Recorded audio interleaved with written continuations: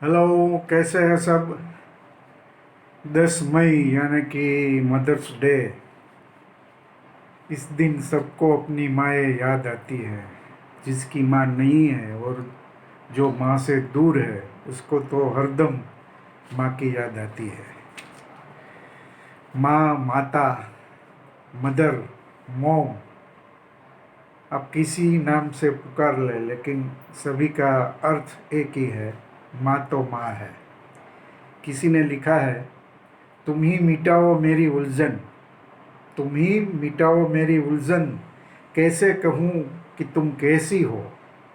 कोई नहीं सृष्टि में तुम जैसा, माँ तुम बिल्कुल माँ जैसी हो। माँ कबीर की साखी है, माँ तुलसी की चौपाई है, माँ मीरा का पद है, माँ जैसे के गीता की वाणी,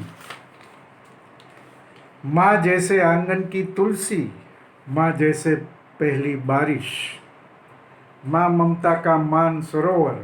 कहते हैं कि भगवान सभी जगह नहीं जा सकता, इसलिए उसने माता का सर्जन किया। मुझे आज मेरी माँ के बारे में बात करनी है। वो अपने आप में एक पूरी यूनिवर्सिटी थी, क्योंकि वो हमारे लिए सिर्फ माँ नहीं थी, फ्रेंड भी थी, फिलोसोफर भी और गाइड भी। 75 ईयर्स उसका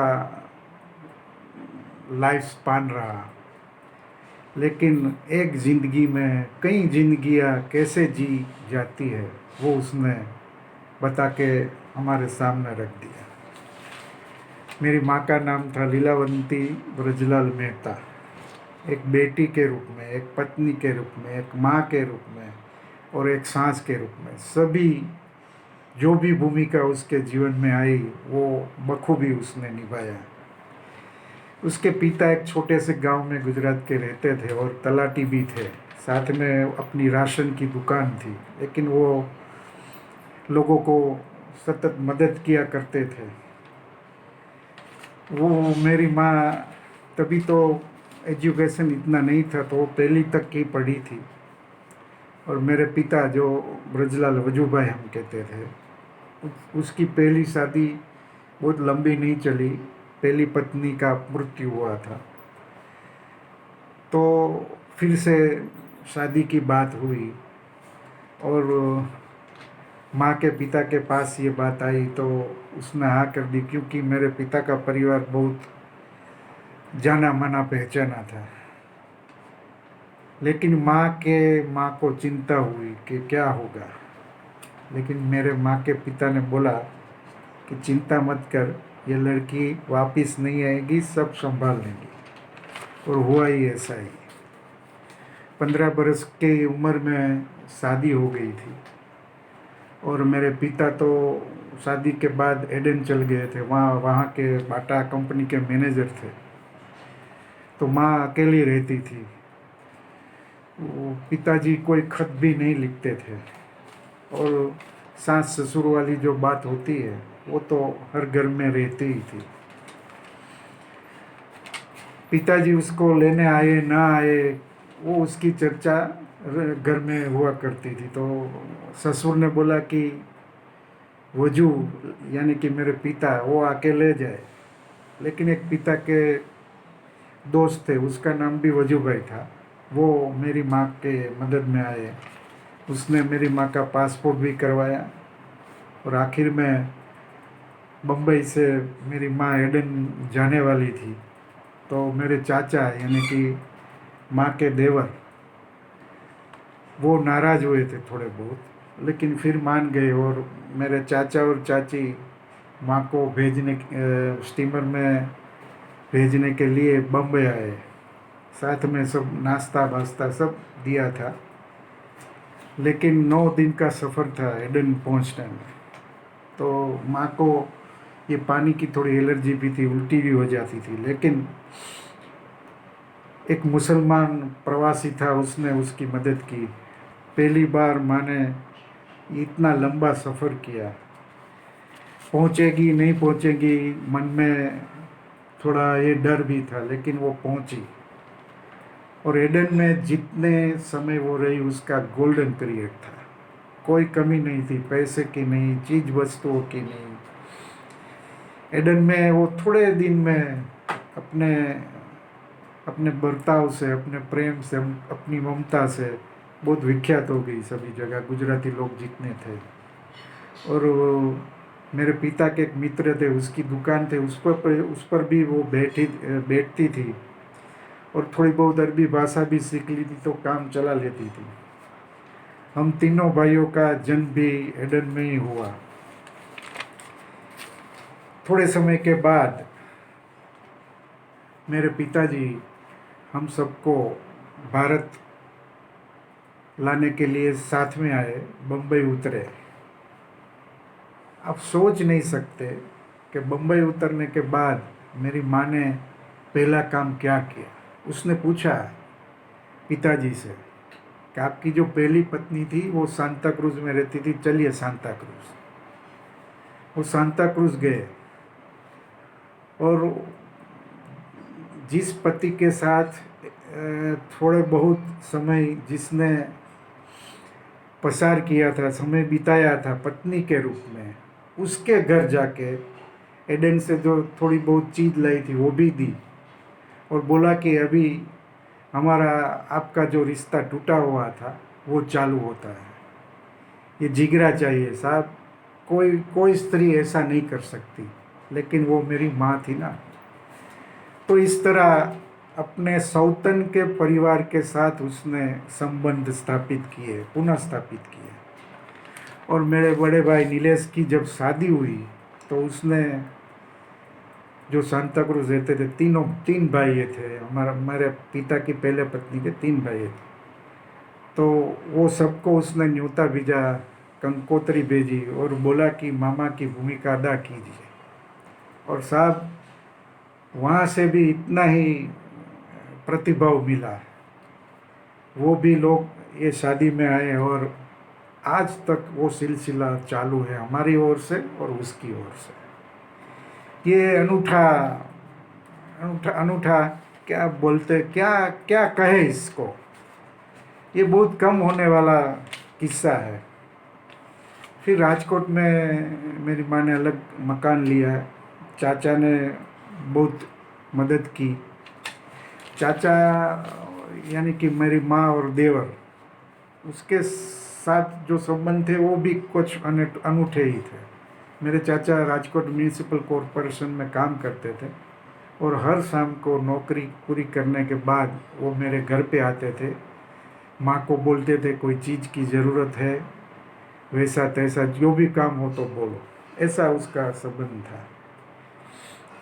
फिर मेरे पिताजी भी एडन से वापस आ गए और छोटी सी दुकान शुरू की, चा शुगर और गुड़ की। लेकिन उसमें नुकसान ही नुकसान हुआ तो दुकान फिर बंद करनी पड़ी और फिर छोटे मोटे अकाउंट उसने शुरू किए। लेकिन आमदनी वो ज़्यादा नहीं थी, लेकिन मेरी माँ ने सब संभाल लिया।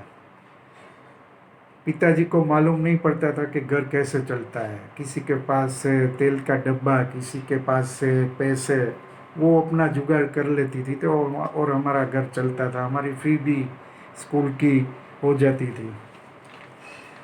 दूसरा एक मेरी माँ का बहुत बड़ा प्लस पॉइंट हर माँ में होता है, वो अन्नपूर्णा थी। आप मानेंगे नहीं, लेकिन 60-70 लोगों की रसोई वो अकेले बना लेती थी। नाश्ता हो, व्यंजन हो, कई कई आइटम वो बना लेती थी। दिवाली और जन्माष्टमी में हमारे यहाँ नाश्ते की प्रथा है, व्यंजन भी बनते हैं, मिठाई बनती है। तो आसपास के लोग उसके पास आते थे और बोलते थे कि लीलाबेन आप हमारे घर आके वो बना दीजिए, आप हमारे घर के आके वो बना दीजिए। तो पूरा दिन लिस्ट रहता था कि सुबह में वो इस गली में जाएगी, दोपहर को इस गली में और शाम को यहाँ, रात को यहाँ, पूरा वेटिंग लिस्ट रहता था। तो ये मेरी माँ की सुआस थी। हमारे सभी कजिन्स के लिए मेरी माँ बड़ी माँ थी। और हमारे यहाँ जमेला रहता था, महफिलें होती रहती थी। आपको एक और किस्सा सुनाऊँ।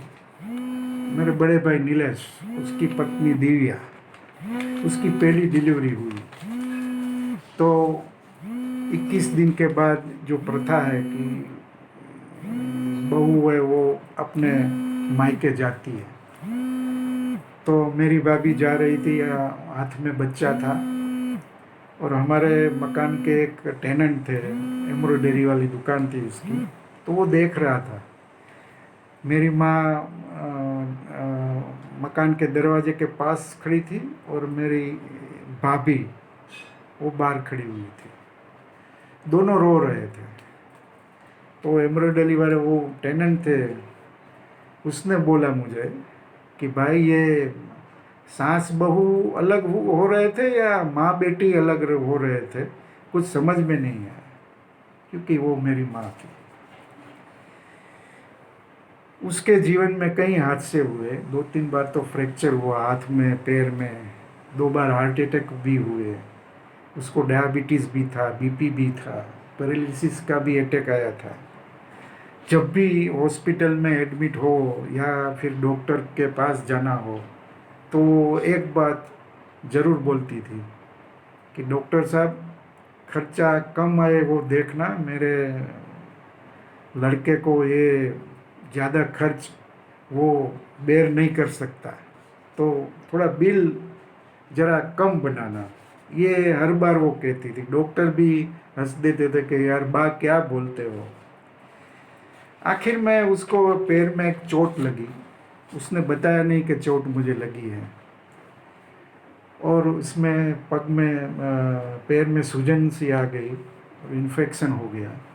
मैं डॉक्टर के पास ले गया, डॉक्टर ने बोला इन्फेक्शन थोड़ा ज़्यादा है, थोड़ा बहुत इन्फेक्शन निकला भी, लेकिन वो बढ़ता ही जा रहा था। तो फिर डॉक्टर के पास गए तो उसने बोला कि ऑपरेट करना पड़ेगा, लेकिन मेरी माँ ने मना कर दी कि मैं ऑपरेशन नहीं कराने वाली, क्योंकि क्लोरोफॉर्म देना पड़ता था। डॉक्टर ने बोला कि दर्दी जो राजी न हो तो प्रॉब्लम हो सकता है, तो वो हम करा नहीं सके, और इन्फेक्शन बढ़ता ही गया, बढ़ता ही गया, और एक समय ऐसा आया कि तबीयत बिगड़ती ही चली गई